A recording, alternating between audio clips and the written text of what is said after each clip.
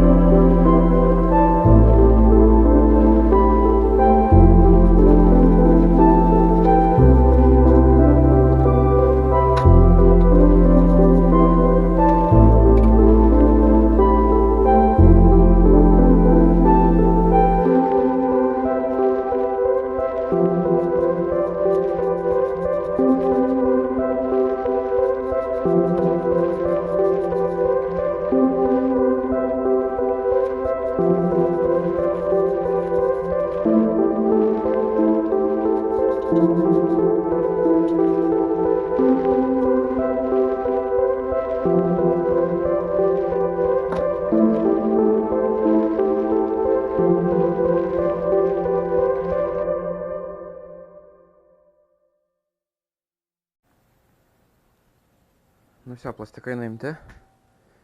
Visi beveik. Bus nauji juodi. Reiks kažką galvoti dėl geltono bako, nes bananas, konkretus bananas. Tai pasidariau priekį ledvarą, akumą, reikia sugalvoti generatoriui, kaip pajungti krovimo rėlę, kad akumą krautų. Čia akumas šiandien zateškį laikos, nelabai matos, kamera hujavo. Tai tą nusiplaut, baką, krovimą, sėdynės užvalkalo reikia naujo, plastikai bus nauji, priekinės padangos naujos, gal šakės restauruot, gale lempos, numerių laikikliai, nu karočią street legal, kad būtų vienas street legal ir antras street legal. Tai karočią sekantis darbai perdažyt baką bus, bet čia jau šiandien to nedarysiu. Pasikraut takumą reikia, nes nudvėsęs. Ir pasidaryti nuo čia subframe iki čia gal kažkur. Čia bus numerių laikiklis, čia va tokia plokštelė įvirint, numeriam, čia tam laikikliui. Gal net čia skylę pjaut sparne ir pasidaryti stant tipo kojai įkišt. Pala, kur čia. O čia va skylę išpjaut, kojai. Stantais, bet tada stant breiko reikia ir supermoto rato, nes su šitais amienkiais suktis yra reikalų. Iš patirties žinau.